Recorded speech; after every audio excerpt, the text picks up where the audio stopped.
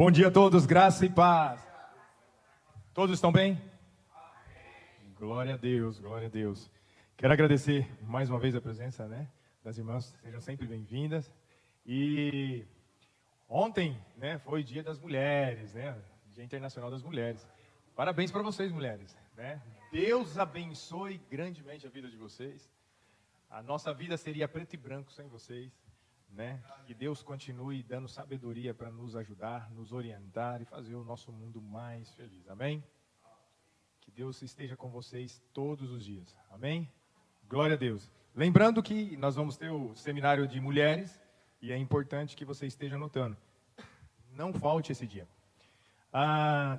Está sendo preparado um dia especial, para as mulheres. E eu não tenho dúvida de que as mulheres serão transformadas nesse seminário. Amém? Você crê nisso? Então esteja se preparando para o dia 22, esteja convocando suas amigas, as mulheres que possam estar participando também. Sem dúvida nenhuma, esse dia vai ser marcado na sua vida. Esse ano você já vai começar, o início aí do ano, abençoada com esse seminário. Você crê nisso? Então não fique apenas sendo abençoada, abençoe outra pessoa convidando também para estar esse dia, amém? Glória a Deus. Cris, eu tenho uma palavra muito breve. Eu olhando nos meus arquivos, provavelmente nós falamos sobre esse assunto em 2018, nós falamos desse assunto em 2020, e é necessário, mais uma vez, nós estamos falando sobre esse assunto. E eu queria que você estivesse atento e abrisse a sua Bíblia em Lucas capítulo 13, versículo 3 ao 10. Lucas capítulo 13, versículo 3 ao 10. É uma passagem muito conhecida, e eu queria que você prestasse e atentasse a todos os detalhes, daquilo que vai ser ministrado hoje. Fala para o seu irmão, Deus vai falar com você hoje. Deus vai falar com você, amém? Diz assim, eu digo que não, mas se arrependerem, todos vocês também perecerão. Lucas capítulo 13, versículo 3, tá certo? Gente, acho que eu passei errado. Vamos lá. Versículo. Lucas capítulo 22. Vamos para Lucas capítulo 22. Perdão, gente.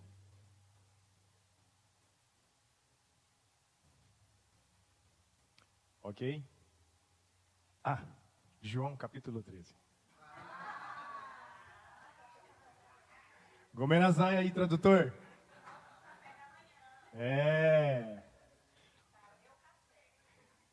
Vocês não fazem ideia. Tem momentos que a gente está debaixo da orientação de Deus e Deus ele muda as coisas de última hora. E isso para a gente é desafiante. João capítulo 13, versículo 3. A partir do versículo 3. Jesus sabia que o Pai havia colocado todas as coisas debaixo do seu poder e que viera de Deus e estava voltando para Deus. Assim levantou da mesa, tirou sua capa, colocou a toalha em volta da cintura. Depois disso, derramou água numa bacia. Começou a lavar os pés dos discípulos, enxugando-os com toalha que estavam em sua cintura. Chegou Simão Pedro, que lhe disse, Senhor, vai lavar os meus pés? Respondeu Jesus, você não compreende agora o que eu estou fazendo. Você mais tarde, porém, entenderá. Disse Pedro, não, nunca lavará os meus pés. Jesus respondeu, se eu não lavar os seus pés, você não terá parte comigo. Respondeu Simão Pedro, então, Senhor, não apenas os meus pés, mas também as minhas mãos, a minha cabeça. Respondeu Jesus, quem já se banhou precisa apenas lavar os pés. Todo o seu corpo está limpo. Vocês estão limpos, mas nem todos. Ok? Até aí. Feche seus olhos, vamos juntos orar. Pai, nós agradecemos por esta manhã. Somos gratos pela oportunidade de estarmos aqui. Somos gratos pela oportunidade de termos a liberdade de te louvar ao Senhor. Nós pedimos agora pela orientação do Teu Espírito Santo. Espírito Santo de Deus, nos eduque nessa manhã. Nos ensine aqui. Instrua o nosso coração para que possamos viver intensamente o Teu propósito. Para que possamos viver o Teu reino. Em nome do Senhor Jesus nós pedimos, ensina-nos e instrua segundo o que está proposto no Teu coração. Assim como nós declaramos, abrimos a nossa mente e o nosso coração. Por isso fala conosco, em nome de Jesus que nós oramos e te pedimos. Amém. O tema da mensagem de hoje, na realidade nós vamos iniciar uma série de mensagens, é como viver a cultura da honra. Como viver a cultura da honra. Esse é um assunto muito importante, por quê? Dois aspectos muito importantes a gente precisa analisar. Primeiro de tudo, porque a palavra de Deus, a Bíblia, fala inteiramente sobre honra. É um dos assuntos mais falados na Bíblia. Velho Testamento, Novo Testamento. E é interessantíssimo que nós, como filhos de Deus, nós venhamos entender e compreender o que é honra e os seus benefícios, quais são as suas recompensas com relação a isso. Porque isso está intrinsecamente no desejo do coração de Deus. Esse é o primeiro ponto, porque nós precisamos aprender o que é honra. O segundo ponto é porque nós vivemos em uma cultura mundial de desonra, onde as pessoas facilmente humilham umas às outras e às vezes dificilmente têm a habilidade de conseguir honrar umas às outras. Isso é dentro de família, isso também no trabalho, em qualquer área da nossa vida nós vemos isso acontecer diariamente, sim ou não? Se hoje eu pedisse para você falar 3 palavras de honra para a pessoa que está do seu lado, dificilmente você teria de prontidão essas 3 palavras. Você teria que parar, pensar e analisar. Por quê? Porque não é a nossa cultura viver aquilo que nós somos instruídos pela palavra de Deus, honrar. A honra faz parte de uma vida de uma pessoa que anda com Deus, que caminha com Deus e que deseja viver os planos de Deus. Você que está aqui, você deseja viver os planos de Deus, sim ou não? Amém? Todos nós desejamos. Então é interessantíssimo que nós venhamos aprender sobre honra. Por isso, essa é a primeira mensagem de uma série de mensagens. Eu recomendo desde já um livro para que todos possam ler, né? Do John Bevere. A Recompensa da Honra. Esteja anotando. É importantíssimo. Se você não leu esse livro, você precisa estar lendo. E essa é uma das coisas que, há muito tempo atrás, uns 4 anos atrás, ou mais, nós já estudamos sobre esse livro. E isso mudou muito a vida de muitas pessoas aqui. O desejo do meu coração, querido, é que essa igreja seja encontrada um povo que sabe honrar. Amém? Que sabe honrar uns aos outros e que sabe honrar a Deus. É um povo que vai fazer a diferença aonde está. Porque hoje nós vivemos facilmente em uma sociedade que não sabe o que é isso e desonra muito. Se você for analisar, essa semana mesmo eu tive uma experiência. Eu cheguei e elogiei um rapaz de um outro setor que estava fazendo um projeto, né, para a empresa. E ele fez muito bem e eu disse assim para ele, falei assim, uau, cara, você é muito talentoso, né, assim, e muito caprichoso. Só o fato de eu dizer isso para ele, outras pessoas que estavam junto falaram assim, também? Quantos anos ele está aqui? Também? Quanto tempo ele faz isso? Há uma característica que nós precisamos analisar, há uma necessidade muito grande entre nós de diminuir aquilo que o outro faz bem para a gente se sentir bem. Isso não é do reino de Deus, isso não faz parte de uma vida saudável. Não faz parte do reino de Deus, não faz parte de um povo que ama ao Senhor. Então, toda pessoa que tem dificuldade de se esforçar para conquistar ou ser melhor, normalmente esse tipo de pessoa, ela vai começar a diminuir aquilo que o outro faz de melhor. E isso é uma das coisas que precisa ser analisada entre nós para que isso não exista na nossa vida familiar, na nossa vida, né, no trabalho, na nossa vida, aonde nós estivermos. Isso é uma coisa mais difícil entre os homens. Já parou para pensar? Homem tem dificuldade de elogiar o outro. Nós temos essa dificuldade. Uma pessoa entra bem vestida, você não vai falar assim, cara, você está muito bonito hoje. Você está bem vestido hoje. É difícil você ouvir isso. Aqui tem gente que fala, né? Porque tem gente já transformada, tem gente que sabe honrar. Tem um homem aqui que é masculino mesmo. E isso, ele fazendo isso, isso não vai diminuir ele, isso não vai mudar, porque ele sabe quem ele é. Amém? Nós somos assim, sim ou não? Mas é muito comum os homens terem essa dificuldade de elogiar um outro. Por quê? Porque normalmente nós temos vergonha. E um dos primeiros pontos que nós precisamos aprender hoje, toda pessoa que tem dificuldade de honrar o outro, ou servir o outro, por aquilo que ele admira, um dos pontos importantes que nós vamos falar hoje é quando nós esquecemos quem somos. Toda pessoa, um grupo de pessoas que estiverem reunidos, que não sabe quem eles são, normalmente você vai ver eles trazendo o nome de uma pessoa e diminuindo essa pessoa. Você ficou sabendo de fulano de tal? Olha esse fulano. Você ficou sabendo do que ele está vivendo? Você ficou sabendo do que ele está passando? E é interessantíssimo. A grande maioria também faz isso simplesmente, não é só para diminuir o outro, para se sentirem maior, que sabem mais. E é isso que estava acontecendo aqui, né, com os discípulos que estavam caminhando com Jesus. Dá uma olhada em Lucas capítulo 22, versículo 24 ao 27.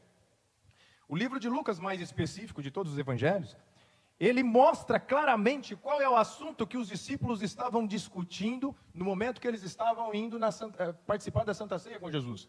E aí, Lucas 22, 24, ele escreve para a gente assim: surgiu também uma discussão entre eles, acerca de qual deles era considerado maior.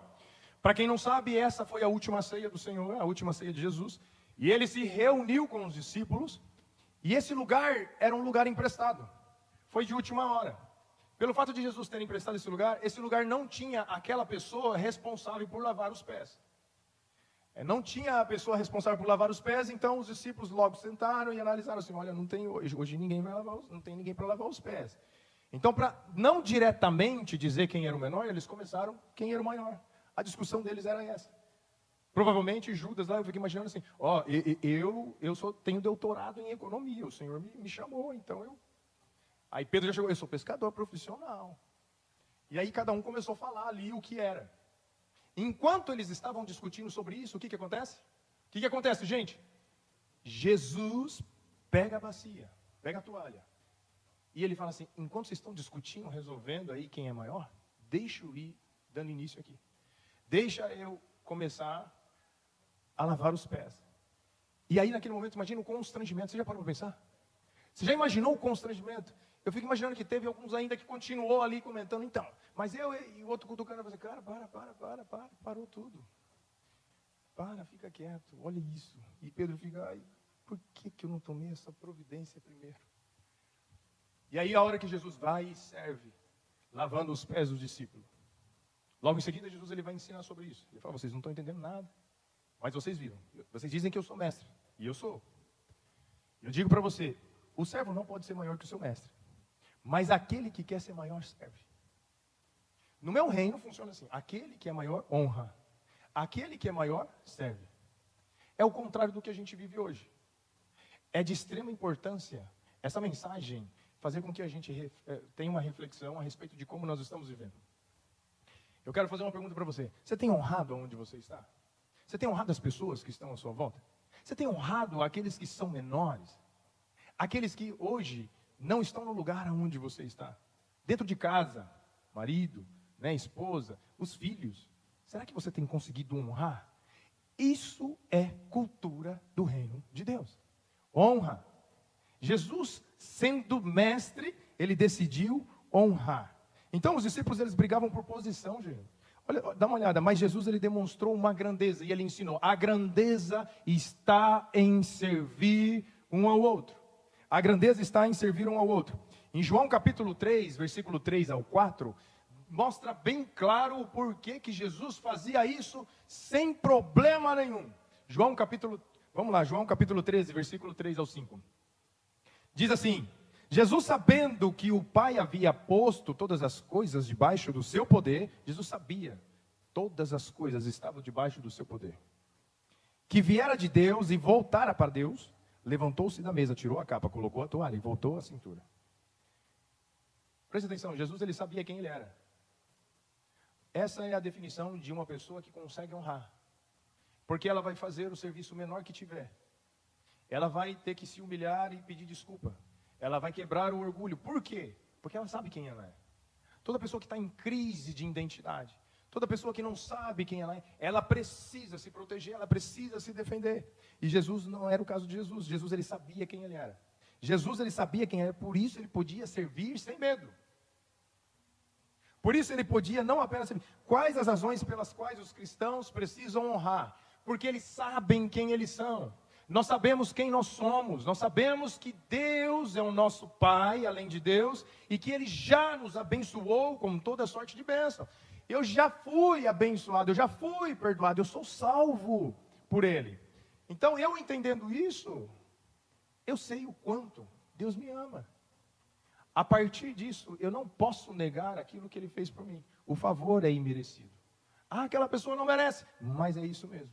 Então ela tem as qualidades perfeitas, ela tem o critério perfeito para um filho de Deus chegar diante dela e apresentar a bacia e começar a servir essa pessoa. Porque esses são os critérios. Eu e você não merecíamos. Quais são as razões? E eu vou falar para você o que é honra. Às vezes a gente fica tentando procurar uma grande oportunidade para que a gente possa servir um lugar muito especial. Há muito tempo atrás aqui, eu guardei isso. Eu estava vendo os arquivos a respeito de honra e eu estava estudando ali de novo, fazendo uma reflexão. E há muito tempo atrás, a Ed ensinou a gente em um seminário aqui sobre uma coisa que ela tinha com ela. Ela contou uma experiência de que ela estava passando no shopping. Não sei se alguém vai lembrar aqui. Não sei se ela lembra disso também. Ela estava passando no shopping e ali tinha uma mulher, uma japonesa que estava limpando o chão do shopping. E ela passou e ela disse assim, muito obrigado. E a japonesa parou, olhou, ela falou assim, muito obrigado porque você está deixando esse lugar melhor. Aí ela fala quanto aquela mulher ficou surpresa, porque você imagina assim, lembra disso ou não? Quantas pessoas devem ter passado e agradecido por aquilo que é obrigação dela fazer?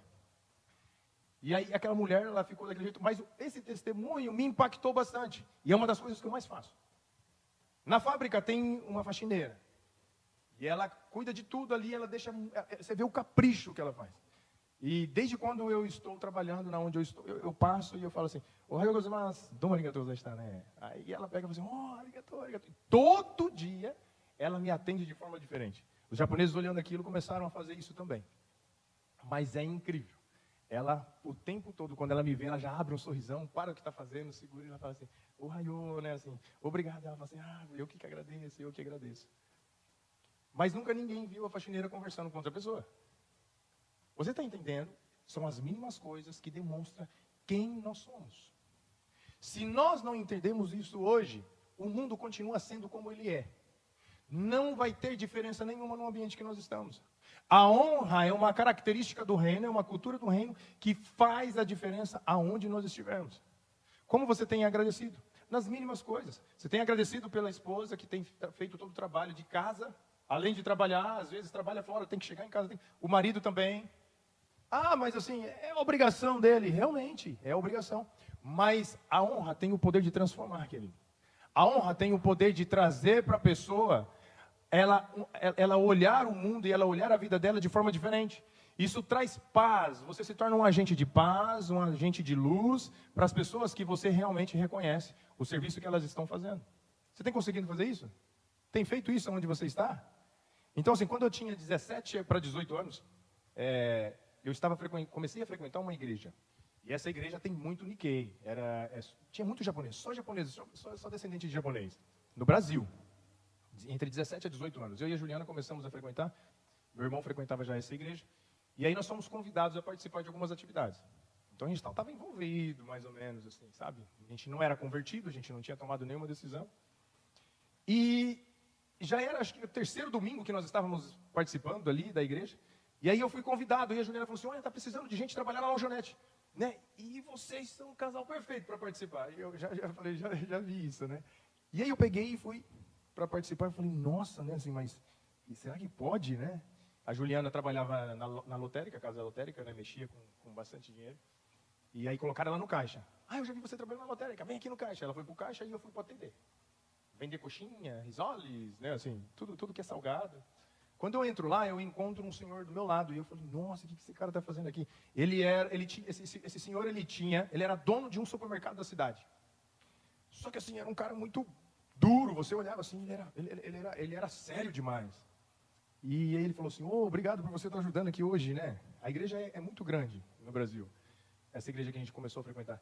E aí eu olhei para ele e falei assim, a gente conversando, ele começou a falar sobre Jesus para mim. E eu cheguei e falei para ele, assim, você é muito simpático, né? Eu lembro que eu falei isso para ele, você é muito simpático. Aí ele falou assim, ué, por quê? Não parece? Aí eu falei assim, não parece não parece. Mas o que eu fiquei impactado com ele. Eu falei, esse homem aqui, eu nunca conversei com ele. Toda vez que eu vejo ele, essa cara séria, parece que ele fica tiranamente, né? Assim, coordenando para os outros. Eu vejo ele falando, faz isso, faz aquilo, dentro do supermercado. Falava alto. E eu falei assim, nossa, que diferente que ele é. E aí ele falou ali para mim o quanto tempo ele servia na igreja. Aquilo impactou meu coração. E de lá para cá, assim, Deus vem trabalhando na minha vida, mostrando o quanto é um privilégio poder servir. É um privilégio você poder servir ao Senhor, servir a causa dele, servir as pessoas que buscam a ele. Então aqui, se você for analisar, muita gente trabalha para que o culto aconteça. Parece que não, mas são 20 ocupações, né, para que isso aconteça. Desde a limpeza, até mesmo na tradução, né, o pessoal que serve aqui também nos instrumentos, todo mundo que trabalha, cada ministério. São 20 ocupações. Tem gente que faz 3, tem gente que faz 4, tem gente que faz 5. Mas o que eu vejo? A diferença na vida das pessoas. Porque quem honra, não é hoje que nós vamos falar. Semana que vem nós vamos falar muito sobre a recompensa da honra. Você percebe que a vida das pessoas são completamente diferentes. Porque servem por uma causa maior. Amém? Você que está aqui, que Deus abençoe grandemente a sua vida. Porque a cultura da honra passa a fazer parte da nossa vida esse ano de uma forma muito notória. E todas as pessoas vão perceber isso. Você que está aqui, você precisa ser bem servido. E da mesma forma, você que está aqui, você também é desafiado a servir. Desafiado a servir como Jesus serviu. Então Jesus não tinha problema de servir as pessoas, porque ele sabia quem ele era. Ele não tinha problema de fazer trabalho de escravo, de lavar os pés dos discípulos. Isso não diminuía ele, porque ele sabia quem ele era. E Deus está dizendo, você é o meu filho amado. Amém? Você nasceu para vencer. Há uma característica muito importante, né, assim, dos pais que afirmam isso sobre os filhos. O Gabriel e a Bia, a gente fica assim, Gabriel, você nasceu para vencer, né, assim. Aí eu falei, repete, aí ele vai lá e repete assim, eu nasci para vencer. Assim, Gabriel, você é filho amado. Eu sou filho amado. Tem vezes que eles estão muito empolgados, e a gente começa a falar, né, e aí eles vão e falam. A Bia fala assim, eu sou amada de Deus, eu nasci para vencer, eu sou uma bênção. E a gente ensina eles a declararem isso. E a gente declara sobre eles, e eles repetem. Só que tem vezes que às vezes eles não estão muito animados. E aí acontece alguma coisa na escola, ou eles ficam chateados, ou porque a nota foi baixa, ou porque não conseguiram, né, passar no teste de corrida, ou qualquer outra coisa assim. Aí ele chega meio desanimado. Não foi bem no futebol, desanimado. Aí você fala, Gabriel, você nasceu para vencer. Aí ele, Gabriel, repete. Gabriel, repete. Eu nasci para vencer, né? Tipo assim, eu nasci para vencer. E eles vão falando. Mas o que eu quero dizer? Às vezes eles não estão animados. Mas eu ouvi muitas palavras boas a meu respeito quando eu era mais novo. Eu não repito hoje. Eu não repito. Mas eu percebo que são as áreas que eu fui transformado. Até mesmo aqui. Hoje, eu sou pastor e provavelmente eu pastorei pessoas mais velhas do que eu. Mas, por incrível que pareça, pessoas profeticamente profetizaram isso sobre a minha vida. Desde a minha mãe, até mesmo os amigos que a gente estava convivendo, eu dava um conselho, as pessoas falavam assim, Marcos, assim, eu sinto, você ainda vai ser pastor, cara, você fala igual pastor. Porque você fala da Bíblia, e aí você instrui, você ensina, e assim, você fala igual pastor, você vai ser pastor, você vai ser pastor. E eu ouvi isso a minha vida inteira. E era tudo assim que eu falava assim, eu, pastor, assim, não quero isso não, eu falava, né? Por quê? Porque não imaginava eu ter que instruir, ter que falar. Eu falo assim, isso não é uma coisa pensada, isso acontece. Mas as pessoas, elas profetizavam isso sobre a minha vida. Quando eu cheguei aqui, né, as pessoas, elas chamavam eu de pastor, mas eu não era pastor. O que eu estou querendo dizer? Queridos, muitas das vezes, a gente precisa ter o olhar que Deus tem para nós.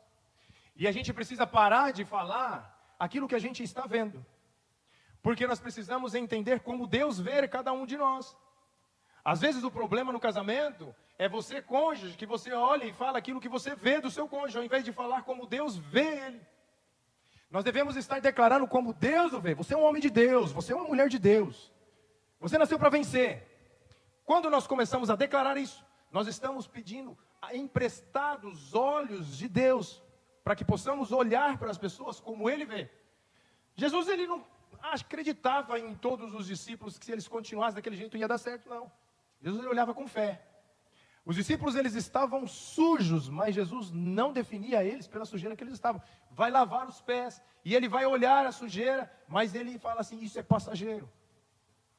Há um episódio muito importante que nós vamos ver. Jesus, quando ele chamou todos os discípulos, nós vamos ver o momento que ele chama Mateus. Mateus foi um nome que Deus deu para essa pessoa aqui, que está em Marcos capítulo 2, versículo 14. Vamos lá. Marcos capítulo 2, versículo 14. Passando por ali, viu Levi, filho de Alfeu, sentado na coletoria, e disse-lhe, siga-me. Levantou-se e o seguiu. Aqui, Para quem não sabe, assim, Levi, ele era aquele que cobrava impostos de forma ilegal. Em outras palavras, era um político corrupto. Imagina, né? Era de um partido. Um político corrupto.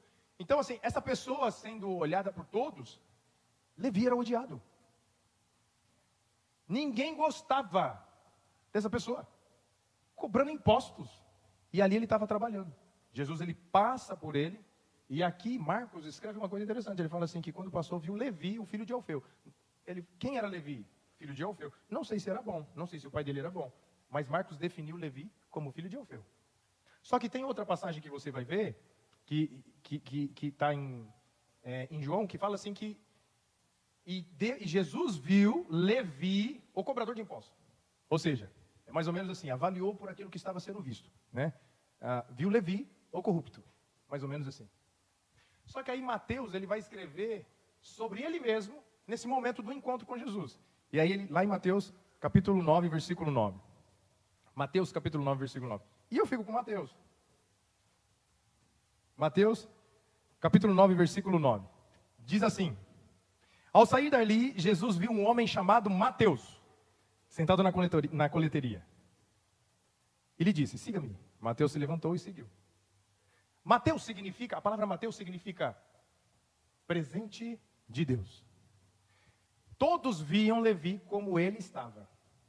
Mas Jesus, quando viu Levi, não viu um cobrador de impostos, não viu uma pessoa corrupta, não viu o filho de tal fulano, ele viu Mateus, presente de Deus. Como que você acha que Deus te vê? Seja sincero. Marcos, eu não estou na minha melhor época. Eu não estou bem. Eu não estou podendo nem tomar ceia do jeito que eu estou. Mas eu quero que seja sincero. Como que você acha que Deus te vê? Deus, ele te vê como presente de Deus. Presente dele. Ele olha para você, ele não vê o estado que você está vivendo. Ele olha para você como ele acha e ele tem certeza que você é. Então ele olha e ele diz, você é um presente de Deus. Olha para a pessoa do lado e fala assim, você é um presente de Deus. Fala para ela. Você é presente de Deus. Jesus viu em Levi, não viu apenas um discípulo, um cobrador de impostos. Jesus viu que ele era algo dado por Deus. O maior problema na nossa vida, muitas vezes, é porque a gente está falando aquilo das pessoas que nós estamos vendo. Nós estamos falando, essa pessoa, ela é assim, que absurdo, olha o jeito que ela está vivendo. Olha como ela é invejosa. Olha como ela é, olha como ela é, olha como que ela é orgulhosa, olha como que ela... Na realidade, a gente tem que parar de ver as pessoas como elas estão e começar a declarar como elas são. É uma filha amada, é um presente de Deus. É um presente de Deus para esse lugar, é um presente de Deus para essa família, é um presente de Deus para essa igreja, é um presente de Deus na minha vida. Porque quando nós começamos a declarar assim, nós estamos falando realmente quem elas são. Jesus, ele olhou para os discípulos e ele via o que eles eram de verdade, não como eles estavam. Eles estavam, assim como Pedro, uma pessoa muito orgulhosa. Pedro trocava os pés pelas mãos. Pedro era um cara que se achava melhor que todo mundo. Ele era muito orgulhoso. Mas Jesus, ele olhava ele, não como Pedro, não como Simão, né, que era o nome dele, mas via ele como Pedro. E ele falava assim, Pedro, tu és pedra. E você, comigo, vai edificar a minha igreja. Pedro cometeu muitos erros, mas ele venceu. Então, o que a gente precisa entender é que a gente precisa olhar não apenas como as pessoas estão, nós precisamos saber quem nós somos e precisamos também saber quem são as pessoas aos olhos de Deus. Ah, Marcos, mas meu filho não está, ele não está, mas ele é escolhido de Deus, ele é amado por Deus, mas meu marido não está, ele não é, mas ele está. Então, se ele está, comece a dizer o que ele é. Começa a dizer, você é um homem de Deus, você nasceu para vencer, você nasceu para ser próspero, você nasceu para ser abençoado, você é uma mulher sábia, você é uma mãe extraordinária, e comece a declarar aquilo que realmente Deus chamou ela para ser. Está vendo a diferença? Porque isso é honra. Os cristãos, eles honram porque eles sabem que eles foram honrados. Você nasceu para dar certo. Fala para a pessoa assim, você nasceu para dar certo, você não é o que você está vivendo até agora. Se você está vivendo bem, saiba que você é muito mais do que isso. Não é o que as pessoas falam sobre você. Não é a desonra que fizeram a seu respeito. Você não é o que fizeram com você. Você é o que Deus tem a seu respeito. E Deus, ele escolheu você como um filho amado. Antes da fundação do mundo. De tudo que ele criou. A Bíblia fala assim que você é a coroa da criação de Deus. Amém? Você crê nisso? Você crê nisso? Então, eu e você, nós precisamos estar atentos na oportunidade que Deus está falando no nosso coração, mas na oportunidade de poder honrar as pessoas. Queridos, a honra tem que fazer parte da vida de uma pessoa que ama a Deus. E às vezes tem pessoas que também não estão honrando a si mesmas. Elas mesmo se desonram. E isso é muito triste, porque se Deus ele fez você como um presente dele na terra, se ele projetou você para ser vencedor, para ser luz, para ser sal, e você realmente se deprecia, você mesmo se desonra, isso é muito triste, não apenas para a sua vida, mas para Deus. Amém? Então é necessário que a gente esteja alinhado esse ano com o nosso coração a Deus. Ao ponto de buscar em Deus, Deus revela como o Senhor me vê. E às vezes eu fiz isso várias vezes. Ao ponto de dizer assim, Senhor, empresta os teus olhos, para que eu possa ver realmente quem são essas pessoas. Como eu sou diante do Senhor. E Deus tem feito isso. E Ele tem revelado algo que tem trazido para mim transformação.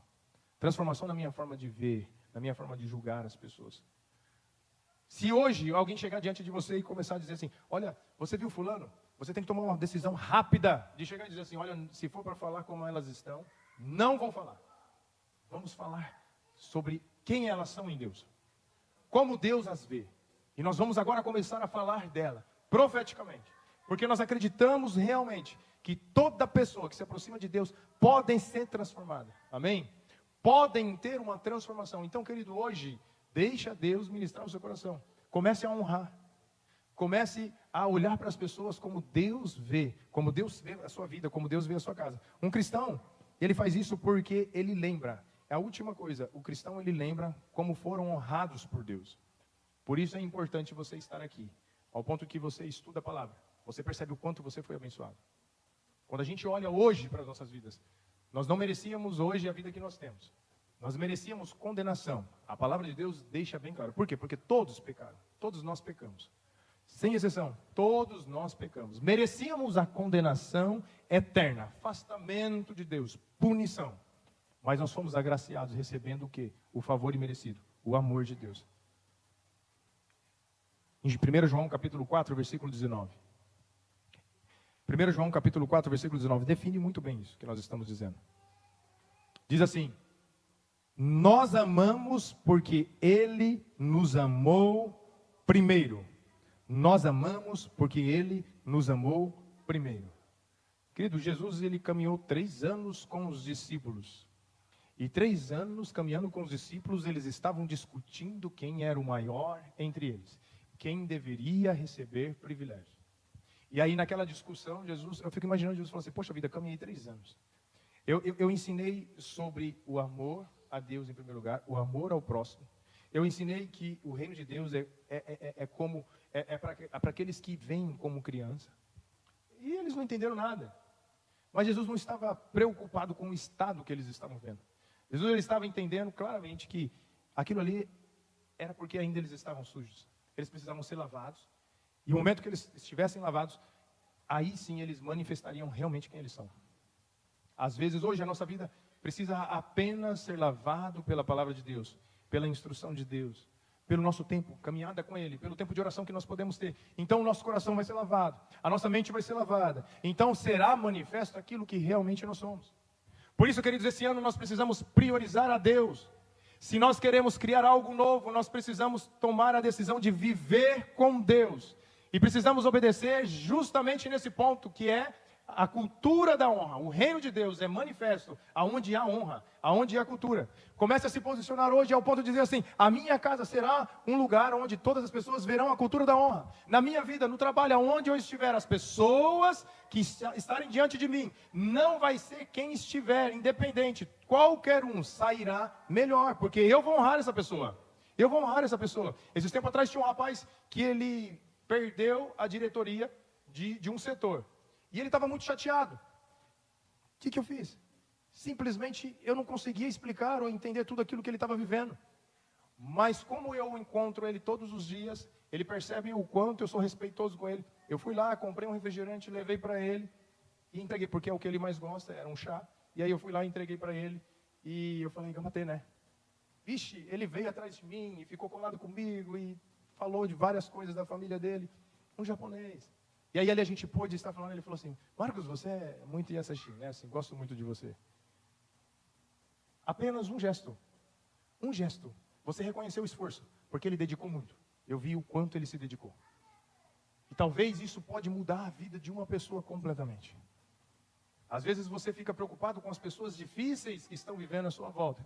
Mas nós precisamos pensar, talvez o que ela precisa é de um filho de Deus verdadeiro, um cristão verdadeiro, que estenda a bacia e que ajude a lavar os pés ao ponto dela poder enxergar quem realmente ela é. Talvez o mundo sujou com críticas, com desonra. E a única coisa que ela precisa ver é como ela é sem tudo isso. Então precisa encontrar um filho de Deus, uma filha de Deus, para mostrar realmente quem ela é. Para mostrar realmente como Deus a vê. E para isso a gente vai precisar encontrar um filho. Para isso a gente vai precisar encontrar não só um filho, mas encontrar também um irmão. Que possa mostrar para essas pessoas realmente quem elas são. Se você está aqui hoje foi porque alguém fez isso com você, amém? Alguém apresentou você a Deus em oração e depois mostrou quem você é para Deus. Essa é a cultura da honra. Hoje, o que muitas pessoas estão precisando hoje é simplesmente gastar tempo para honrar uma pessoa e cuidar dela. Isso resolve a maioria dos problemas da nossa vida. Porque a Bíblia fala assim, é bem mais aventurado aquele que dá do que aquele que recebe. Então, quando você dá o seu tempo, você dá o seu carinho, você dá o seu amor, a sua compaixão a uma pessoa. Nesse momento, o reino está atuando em você e através de você. Amém? Então, aí nós somos transformados. Amém? Você tem vivido uma vida de honra? Você tem vivido uma vida de honra? Você valoriza as pessoas ao seu redor, sem julgá-las? Como Jesus trataria as pessoas com quem você convive? Que hoje nós possamos preparar o nosso coração para isso. É necessário que hoje a gente esteja atento. Deus deseja usar a sua vida para que você possa honrar as pessoas que estão à sua volta. Amém? Eu gostaria que você ficasse de pé nesse momento.